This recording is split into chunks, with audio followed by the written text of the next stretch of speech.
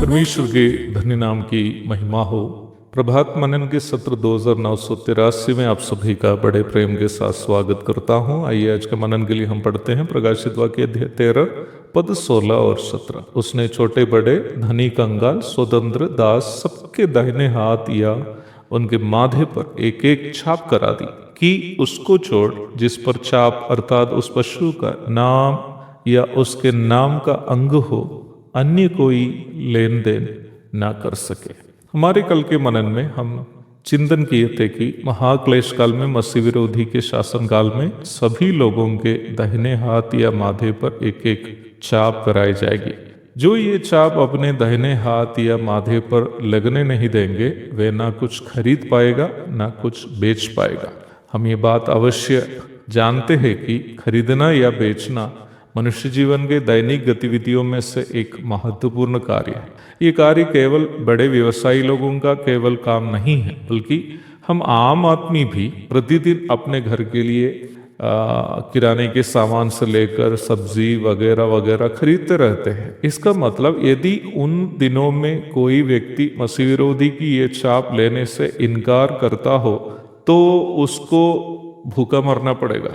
वह अपने अनिवार्य चीजों को भी खरीद नहीं पाएगा। संसार के लोगों को पूर्ण रूप में अपने अधीन करने का ये मसीह विरोधी के द्वारा शैतान का एक बड़ा षड्यंत्र होगा। आप यदि ध्यान से शैतान के षड्यंत्रों पर बाइबल की परिप्रेक्ष्य में अध्ययन करेंगे तो आपको ये समझने में कठिनाई नहीं होगी कि शैतान कभी भी किसी को अपने फंदे में फंसाना चाहता हो तो वह जिन्हें फंसाना चाहता है उन्हें मजबूरी की हालात में कर देता है। आप लोगों से अक्सर वे पाप में फंसने के बाद इस प्रकार कहते हुए सुना होगा, क्या करूं, मजबूरी था इसलिए कर दिया। सच में करना नहीं चाहता था। हमारे प्रभु यीशु मसीह 40 दिन के उपवास के पश्चात थकी हुई स्थिति में था। शैतान उनके सामने ये प्रस्ताव रखा कि वे पत्थर से कहे कि रोटी बन जाए। एक नजर में शैतान का यह प्रस्ताव बिल्कुल साधारण तथा बिना कोई हानि का एक प्रस्ताव था। हमारे प्रभु यीशु मसीह संपूर्ण ईश्वरीयता में संपूर्ण मनुष्य भी था।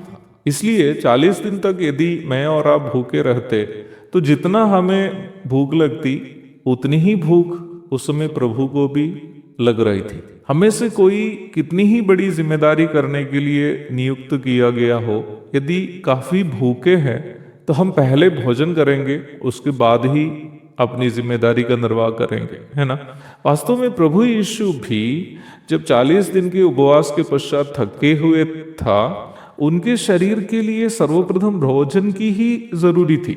उस मजबूरी के हालात का वास्तव में शैतान शोषण करने की कोशिश कर रहा था, परंतु हमारे प्यारे प्रभु यीशु मसीह वहां हमारे लिए एक उत्तम नमूना दिखाया। यदि शैतान की बात को प्रभु मान लेता तो वह जिस उद्देश्य के लिए जगत में आया था उस उद्देश्य का निर्वाह करने में वह अयोग्य हो जाता। इसलिए प्रभु ने शैतान को अपनी मजबूरी से फायदा उठाने नहीं दिया। प्रभु ने ये निर्णय लिया कि अपनी भूख मिटने से अधिक महत्व वह उस काम को देंगे जिसके लिए पिता ने उन्हें संसार में भेजा था।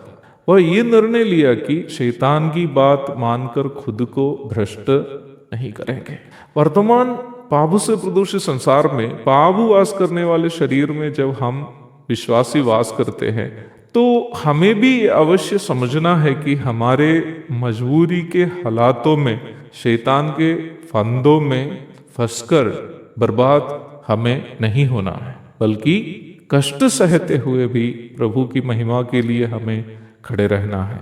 महाक्लेश काल में मसीह विरोधी लोगों को एक ऐसी मजबूरी के हालात में कर देगा कि हर किसी को अपने दाहिने हाथ या माथे पर मसीह विरोधी की चाप लेनी एक अनिवार्यता बन जाएगी। अन्यथा वे अपनी अनिवार्यता की चीजों को भी ना खरीद पाएगा ना बेच पाएगा।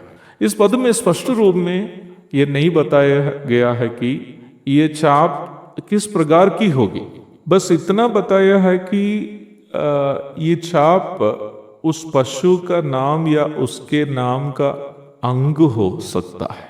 यूनानी बाइबल में निम्न छाप शब्द के लिए चराग्मा शब्द का उपयोग किया है, जिसका अर्थ मुहर, पहचान के लिए दिया जाने वाला निशाना या खोदकर बनाए जाने वाला कोई रूप या चिन्ह आदि है।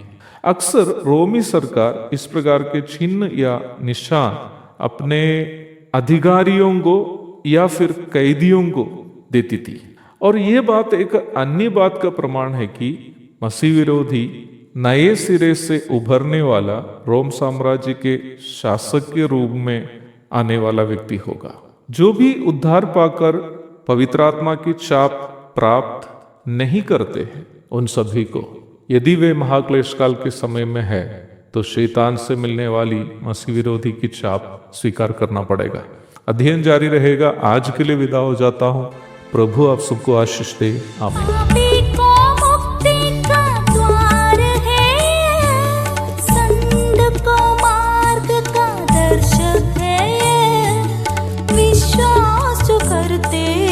उसके लिए अनंत जीवन का साधन है।